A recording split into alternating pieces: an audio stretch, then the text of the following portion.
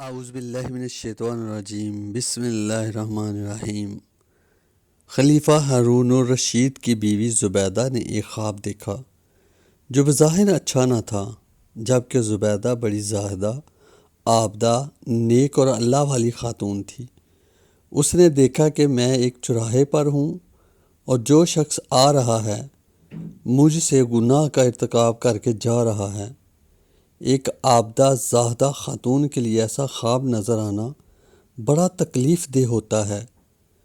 چنانچہ جو ہی اس نے یہ خواب دیکھا تو سخت پریشان ہوئی اور اپنی خادمہ کو کہا کہ میرا نام لیے بغیر اس خواب کو اپنی طرف سے منسوب کر کے وقت کے مایہ ناز علامہ ابن سیران سے اس کی تعبیر پوچھو۔ زبیدہ نے اپنا نام بتانے سے اس لیے منع کیا کہ نامعلوم اس قسم کے خواب کی کیا تعبیر ہو جو رسوائی کا سبب بن جائے۔ خادمہ حکم کے مطابق علامہ ابن سیران رحمۃ اللہ علیہ کے پاس پہنچی اور عرض کیا کہ حضرت، میں نے اس قسم کا خواب دیکھا ہے، اس کی کیا تعبیر ہے؟ علامہ ابن سیران رحمۃ اللہ علیہ نے جب خواب سنا تو فوراً فرمایا، یہ تمہارا خواب ہو ہی نہیں سکتا، ایسا خواب ہر کسی کو نہیں آ سکتا، یہ تو کسی خوش نصیب شخص کا خواب ہے۔ پہلے سچ سچ بتاؤ کہ کس کا خواب ہے، پھر تعبیر بتاؤں گا۔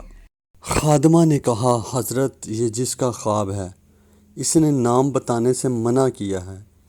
علامہ ابن سیران رحمۃ اللہ علیہ نے فرمایا کہ پہلے اس سے اجازت لو ورنہ میں خواب کی تعبیر نہیں بتاؤں گا۔ خادمہ زبیدہ کے پاس واپس آئی اور پوری بات نقل کی کہ ابن سیران رحمۃ اللہ علیہ فرماتے ہیں کہ پہلے جس کا خواب ہے اس کا نام بتاؤ، پھر تعبیر بتاؤں گا۔ زبیدہ نے خادمہ سے کہا، اچھا، جا کر میرا نام بتا دو کہ یہ خواب زبیدہ نے دیکھا ہے۔ خادمہ دوبارہ علامہ صاحب کے پاس آئیں اور عرض کیا کہ یہ خواب زبیدہ نے دیکھا ہے، تو انہوں نے فرمایا کہ میں نے پہلے ہی کہا تھا کہ یہ کوئی عام خواب نہیں ہے، یہ کسی خوش قسمت کا ہی خواب ہو سکتا ہے۔ اور پھر یہ تعبیر دی کہ اللہ تعالیٰ ملکہ کے ہاتھ سے ایسا صدقہ جاریہ قائم فرما دیں گے جس سے رہتی دنیا تک لوگوں کو فائدہ پہنچے گا۔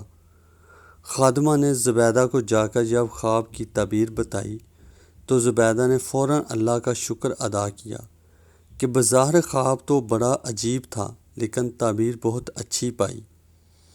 پھر چند سالوں کے بعد ہارون الرشید نے جب حج پر جانے کا ارادہ کیا تو ملکہ زبیدہ بھی ساتھ تھیں۔ آج سے تقریباً 1200 سال پہلے ہارون الرشید کے زمانے میں جب مکہ مکرمہ میں پانی کی بے حد تنگی تھی اور حاجیوں کو پانی کی قلت کا سامنا کرنا پڑتا تھا، جب ہارون الرشید اور ملکہ زبیدہ مکہ مکرمہ پہنچے تو وہاں کے لوگوں نے ملکہ زبیدہ کی نرم دلی کی وجہ سے ہارون الرشید کی بجائے ملکہ زبیدہ سے درخواست کی کہ مکہ مکرمہ میں پانی کی بہت تنگی ہے، اگر آپ مناسب سمجھیں تو یہاں بآسانی پانی ملنے کا کوئی انتظام کر جائیں۔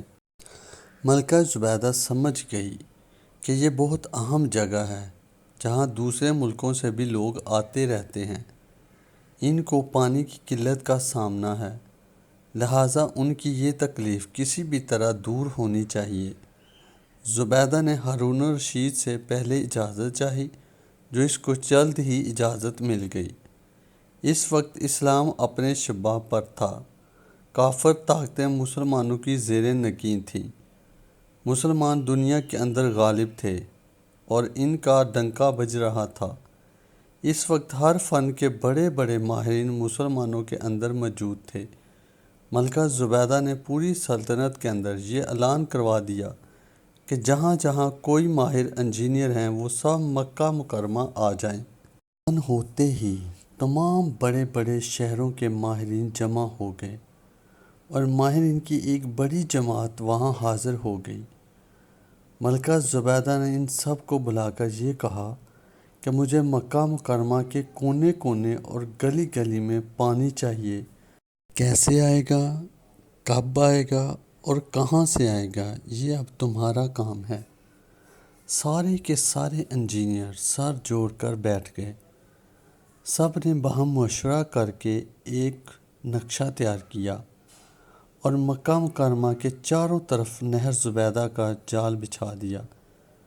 جہاں بھی کسی پہاڑی میں کوئی چشمہ جاری تھا یا نالی کی شکل میں پانی تھا، ان سب کو نہر کے اندر شامل کر لیا گیا۔ تقریباً 14 میل لمبی یہ نہر اس انداز سے تیار کی گئی کہ جگہ جگہ ایسے ٹینک بنائے گئے تاکہ اگر کوئی شہر کے باہر ہو تو ڈھکن اٹھا کر ان ذخیروں سے پانی حاصل کر سکے۔ جب نہر زبیدہ تیار ہو گئی تو وہ انجینئر جو اس پورے منصوبے کا ذمہ دار تھا، اس نے حساب و کتاب کی فائل تیار کر کے بغداد حاضری دی اور ملکہ زبیدہ کے محل میں جا پہنچا۔ ملکہ زبیدہ اس وقت دریائے دجلہ کے کنارے تفریح کر رہی تھی۔ انہوں نے اطلاع دی کہ مکہ مکرمہ سے نہر زبیدہ کا حساب لے کر انجینئر حاضر ہوا ہے۔ زبیدہ نے اسی وقت انجینئر کو طلب کر لیا۔ اس نے فائل پیش کی اور عرض کیا کہ ملکہ صاحبہ، یہ نہر زبیدہ کے منصوبے کی تکمیل کے حساب و کتاب کی فائل ہے۔ آپ نے جو حکم دیا تھا وہ میں نے پورا کر دیا۔ مکہ مکرمہ کی گلی گلی اور کوچے کوچے میں پانی کا وافر انتظام کر دیا گیا ہے۔ اب مکہ مکرمہ کے رہنے والوں اور حج و عمرہ کے لیے آنے والوں کو انشاءاللہ کسی قسم کی پانی کی تکلیف نہیں ہوگی۔